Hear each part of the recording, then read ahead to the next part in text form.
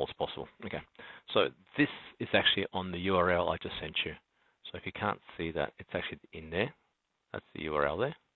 CodePen, I08, OB1. Now, when you click on, you're looking for other pages like this. If you go to the OB1 page, I've actually got a series of other examples. If you go to the popular menu, this is where they all are. Okay. And you'll find, just look at the title, so simple CSS navigation menu bar, drop-down menu, hero image, have the responsive things. Depending on what you're after, in this case here, we're currently going to be doing CSS positioning. So if we go to that file, what I've done here, and I'll just bring this up so it's actually properly in view. And I'll just get this right in there.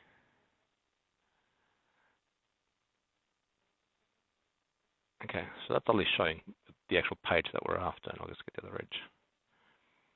What I've got here to start with basically are 4 objects. These are 4 images on top of a green background. Now, most times when you're doing CSS positioning, the most difficult thing, which I'm sure you've encountered, is positioning an object in an absolute or an actual relative position. So if I actually resize that, you see that the images are actually fixed on each corner. See that? Okay. Yep. So obviously they're resizing. They're repositioning according to the browser window. All right. I believe your first question was, just to sort of make it relevant, you were trying to find out how to actually make a menu justified to the right. So what I've done here is I've actually got an actual object or an image that is actually simply called the coffee. So if we look at the code and we only focus, I might just take all this off for now, just temporarily. All right. So I've taken all the other images off so that there's no clutter in your code, in the code we're looking at. So we've got a simple div that is wrapping the entire content.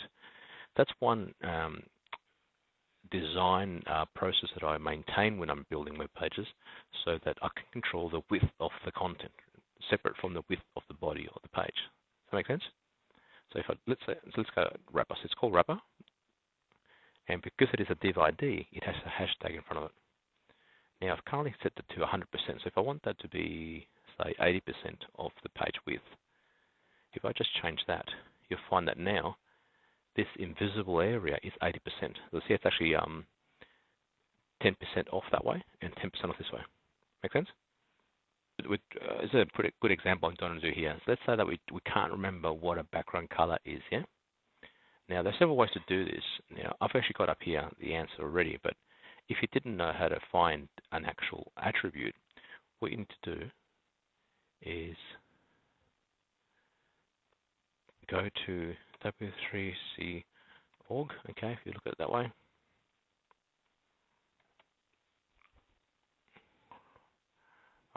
Schools, which I've given you the link before.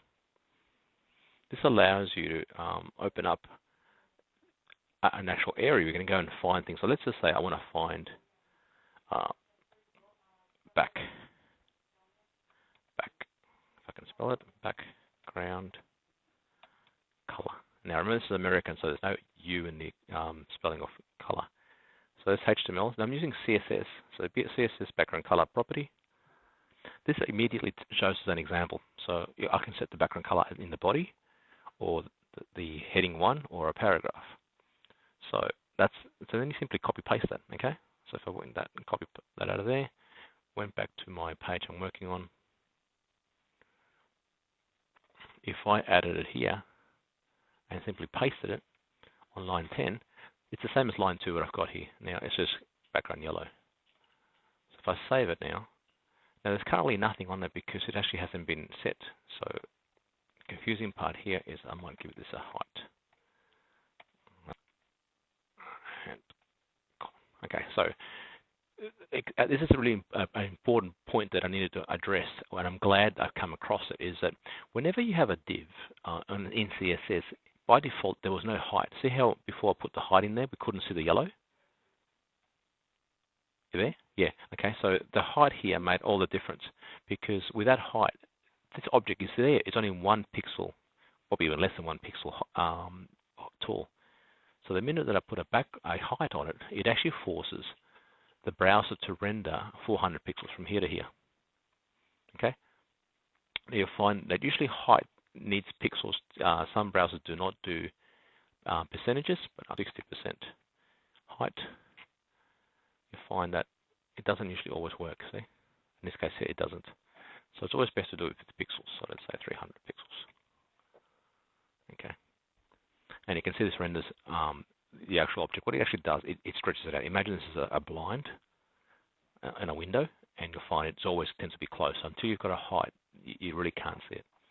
All right, so any questions there so far? All right, so the first principle there is that this div has no height until I give it.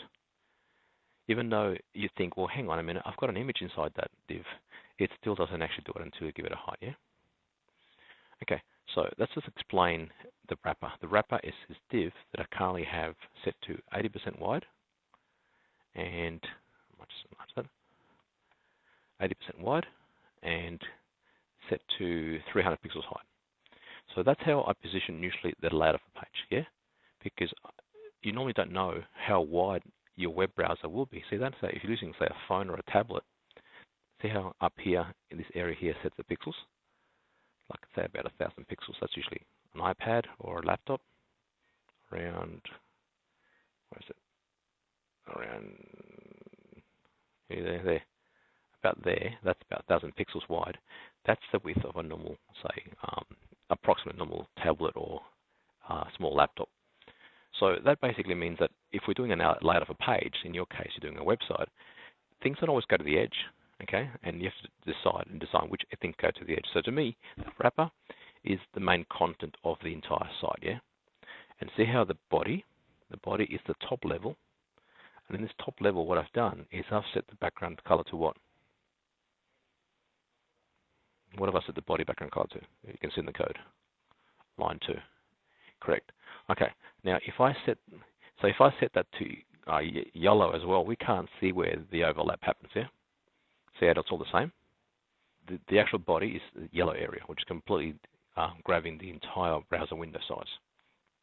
Now I'm using a wrapper. The wrapper is currently set to 80% width. And the only way you can see an actual div is if I give it a height. Let's have a look at one at a time. So let's have a look at the coffee PNG again. So it's actually inside the div.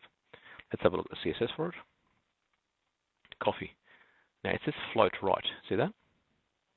So float right, it means that it's floating right, but it's actually staying within the actual div that's actually in there.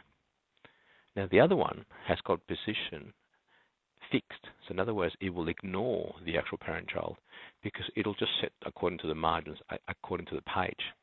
Okay? And if we look at, say, number 5, sorry, that's number 5, which is actually what I was saying before, and if we go to compass, it'll have the same thing, position absolute, yeah? So if we take something like that out, see how position absolute is ignored?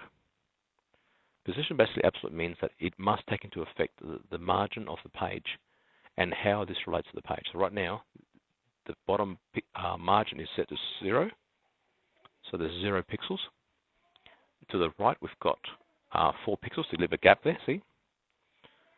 And so so the reason why that works is because we force it to stay on the bottom by using positional absolute. It means that if it ignores the div that it's sitting inside, it ignores wrapper. Does that make sense? So see if I take out position absolute, it goes into what is this called? Okay, inline. Imagine that you're typing a letter in Word, say hello, H-E. Each letter basically grabs the next position on the line of text and then does a wrap here. So in this case here, it's sitting there. Now, we don't want that when we want something on the bottom. We actually use the element absolute. Now, in the case of the coffee, look at the coffee bean. The way we've got this set to, we've got the actual CSS working much better. We've got the CSS here working as float right. Now the float right is still within the wrapper, okay? See how no matter where I actually move it, the wrapper is the orange part, it stays within that. Does that make sense? Okay, so if I want to position a menu to the right within an actual layout, make sure it's within the actual wrapper. If I want the coffee to be outside that, well, I'm going to move the coffee PNG and put it outside the actual wrapper. where do you think it'll appear? See? It's on the outside. See how the wrapper starts here? And the actual PNG is outside the actual boundaries of that. Any questions? Yeah. I call it wrapper. You can call it container. It just contains your layout, unless, as I demonstrated before, your position is absolute. Then it ignores everything else.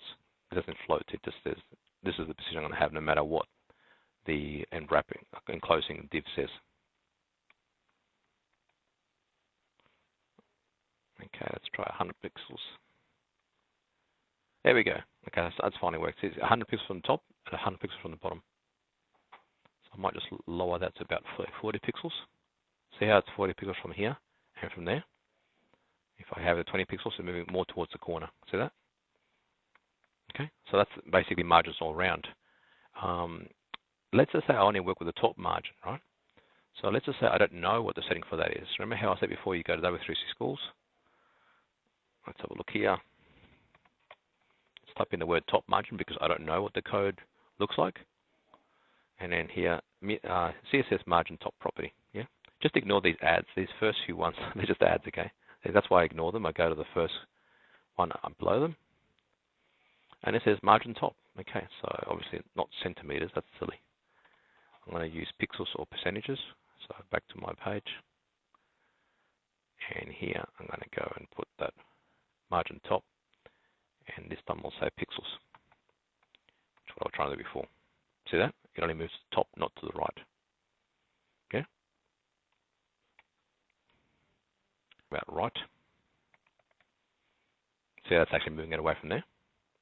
So let's say I want to do top and bottom. You might say I want 10 pixels from the top and 40 from the edge. So this is how you position, say, a menu. Imagine a menu being wider rather than just a picture. But see, I've actually got the top margin there. You can just see, and the right margin away from the browser. So no matter where I put that, that will always stay that far away from the outside there. You can also use percentages here. So let's say for there 20%. Yeah, which is probably a bit excessive.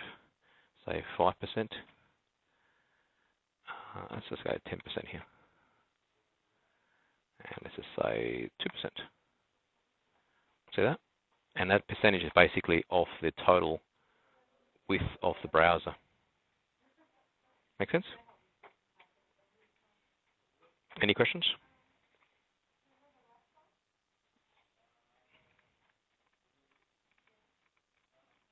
Okay, good. So what I might do is I might just end this now here. So at least you've got a basic understanding. The reason why this moves here is because it's floating to the left. The coffee is moving to the right in this case. And the margins, as you can see here, I went to W3C schools to find out what the actual property looks like. And once I've got it, I can then copy paste it and go back into my layout, apply it, and you can see it's working. Yeah. So the way that, remember how, you do remember that the intro that I gave you guys, how you've got, I might just shrink that a bit. You've got 3 ways to target an object inside an actual web page.